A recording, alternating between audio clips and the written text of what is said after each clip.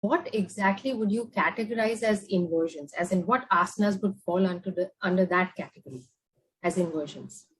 Yeah. So I think, there's a big fallacy out there that inversions are just headstands or shoulder stands, right? Because that's what most people tend to think of as inversions. But inversion is generally anything which brings the head lower than the heart. So, a standing forward bend is an inversion. A downward dog is an inversion. A fish pose is also an inversion because, you've raised your heart and you've dropped your head back. So anything that actually goes against the grain in terms of, the heart being lower than the head, anything that inverts that is really an inversion. So, yoga practitioners shouldn't just look at headstands and shoulder stands as inversions, but everything else, because depending on your state of health, depending on, where you started your journey from, sometimes a headstand or a shoulder stand might not be advisable for you. So you need to start out with the most basic inversion, which could even be a child pose, right? In the child pose, there's a slight elevation of the heart over the head. So you start out from there and then you build up. So if there's one thing that I want to leave people with about inversions is do not get intimidated by them, but you can take step-by-step progress towards them. Why would one want to do inversions? As in, what is the necessity? Is it required to, incorporate inversion into yoga? What do you think? Yeah, so, it almost troubles me that these days, because you want to make yoga as accessible as possible, which is good on its own.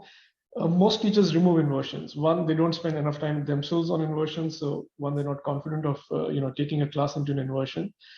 Two, they feel that, they would probably lose out students if they brought inversions into the class. So they keep inversions out. But really the heart and soul of yoga is in inversions, because that's where it differentiates itself from other forms of physical exercise or well-being, right? Because no other form of somatic movement really involves inversions the way that yoga does or emphasizes on. And there's a reason for that. Most of the ancient scriptures, in fact, tell us that, if you were to do headstands or inversions regularly, you would gain immortality.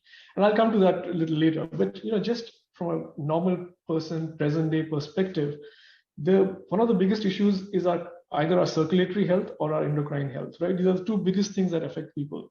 And these are the two things that inversions immediately addresses. So, yes, running is great and so on, but you also need the heart to get a rest, which it does in inversions. It goes against its sort of nature, right? It's not pumping blood to the brain, but it's pumping blood now back to the feet. So it's doing something completely different to what it is used to. So that's a very important aspect of it, right?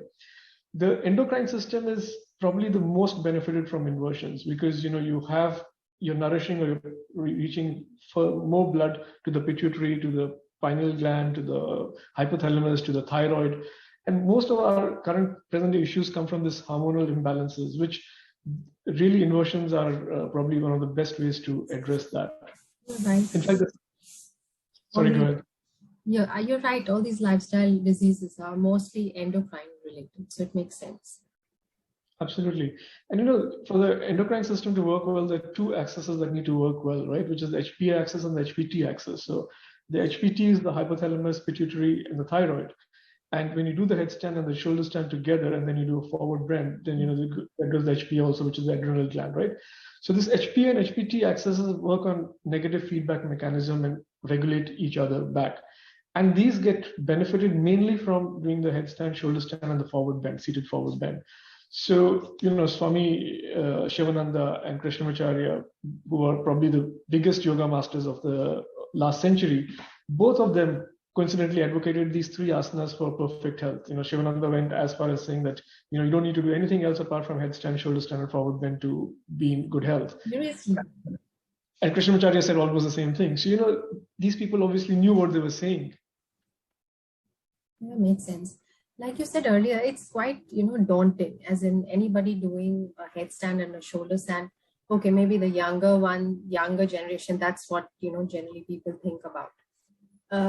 It's, as the age increases, people either don't want to try it, it's further out from their comfort zone. So what do you suggest, and what do you think should be done? How do you approach this so that it gets a little easier? The ashram that I learned at, we had an 84-year-old woman who could hold a perfect headstand or a shoulder stand. And when I asked her when did she start out, I was assuming she would say in her, teens, in her early 20s. She said, I started out yoga at 72. Wow. So, there's absolutely no limit in that sense. And of course, you need to be cognizant of your health condition and so on and take your doctor's advice. But if you don't have sort of cardiovascular or blood pressure issues, you can start inversions straight into a headstand, shoulder stand, even much later in life and benefit from it. But let's assume that you've started out late, you probably are not in the ideal weight range, or you have some other issues. Then it's okay to use props. It's okay to start out slow, right? And you can get most of the benefits of a headstand, for example, in doing half a headstand. So let's say you first try out just the forward bends, and you start getting used to the forward bend, a standard forward bend, right? Uttanasana.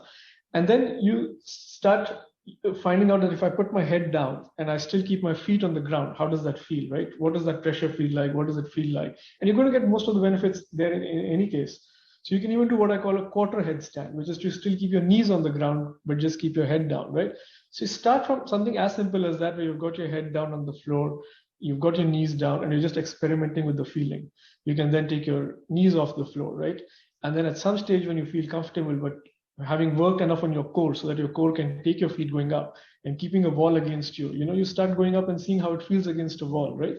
If you have the ability to do it with a teacher, that's brilliant, that's perfect, right? But even if you don't have the ability to do it with a teacher, but you've taken care of getting your doctor's advice, you've strengthened your core, and you don't have any other issues that negate you from inversions, you need to experiment and find for yourself how it is. And it's great to be playful in inversions, right?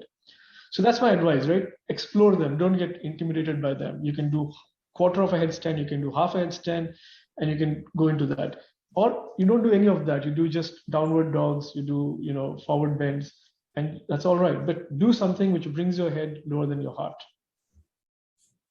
So very interesting. But I've also heard of this, they call the queen and the king of asanas. Why so? Yeah, so,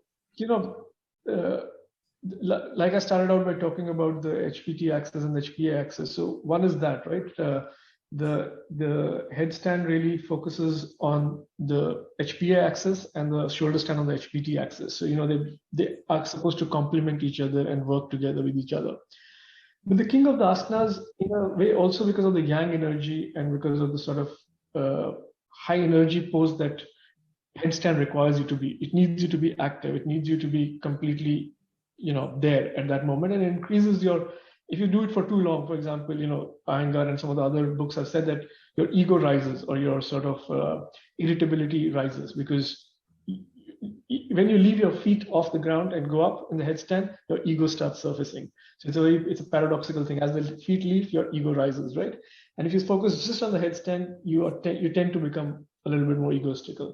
The shoulder stand brings that down. It's called the queen of the asanas because it's focused on the yin energy. So it sort of balances the yang of the headstand and brings the body back into sort of that balance. So that's one of the reasons why it's called the king and the queen of the asanas.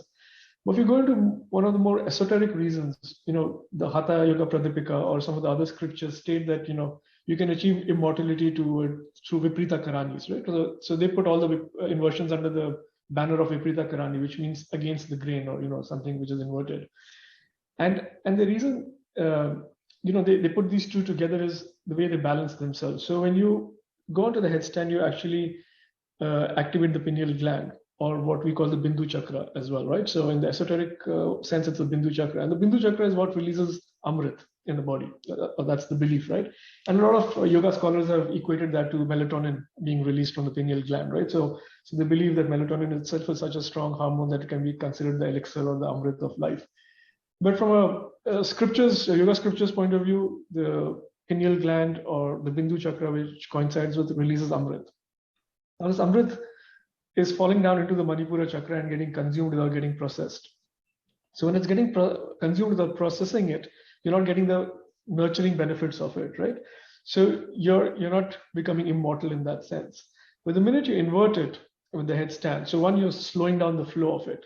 Then when you add the shoulder stand to it, what you're doing is putting the chin lock, right? So you've got something called the Talu chakra here, which is at the palate, right? So when you put your tongue on the Talu chakra, what happens is that the Amrit gets stored in the Talu chakra for processing. As it gets processed, it then goes into the throat where you're holding it to the Jalandhara Bandha or the throat chakra. And that is when it sort of really gives its benefit to the body. So you can say, in a sense, the thyroid is giving the benefit, or the chakra is giving the benefit. And then when it flows down to the Manipura chakra, it has already been processed by the body. The nutrients have been, or the nourishment has been taken, and then it goes down, so it's not getting burnt up. So that's the esoteric view of doing it. And there's obviously the endocrinal benefit, which I talked about. There's also the psychological benefit of doing asana inversions, right? Because you're putting yourself in a place of complete unbalance and uprooting yourself from what you understand. So you sort of develop a sense of resilience, because you realize that even if you're inverted or if the world has turned upside down, you still survive. You're okay, right? And you finally find a way to balance in that. So there's so much benefits out of it, right? Psychological, physiological, endocrinal, and esoteric. So yeah, I don't even know if I deviated away from your question, but hopefully I answered some of it. No, I think you've answered quite a few questions. In fact, those who are thinking of starting off with inversions, they'd be more encouraged to do so. Now, this one last question. I know that there are a few broad, categories where they should not, practice inversions. What do you think? Is there any particular, they just cannot do any form of inversion, that kind of category? Or if they could practice, how could they practice? So I think if you have any sort of blood pressure issues, you need to come to it with a certain level of caution. So it depends on where your blood pressure is, how it's being maintained right now with medicines or not. Taking your doctor's advice.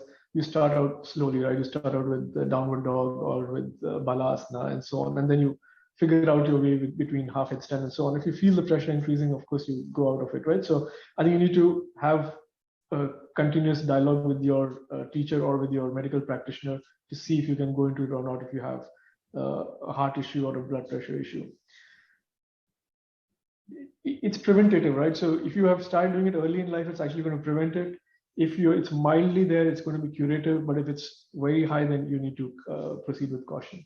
If you have eye-centric problems, glaucoma or anything else in terms of pressure on the eyes, then I think you have to be even more careful, probably more than blood pressure issues. You need to be more careful when you have eye problems. So that really needs a good ophthalmologist to advise you and a good yoga teacher to assess and tell you whether you can do it or not. The other time is when you're in a menstrual cycle, whether you do it or not. It's there are two schools of thought. I think most schools of thought seem to agree now that something like a Adho Mukha Svanasana or a downward dog is okay, but maybe a headstand or a shoulder stand is not okay. So that's a personal choice. You probably want to do your own research and study onto it, and then take a decision whether you want to do it or not at that stage. So these are some of the broad sort of areas when you want to proceed with caution and decide for yourself and based on some medical advice. It's very interesting, and it's very, very eye-opening that it has so many benefits. And it's not actually it doesn't take so much time consumption, as in, just doing a balasana it's not going to take too much of your energy.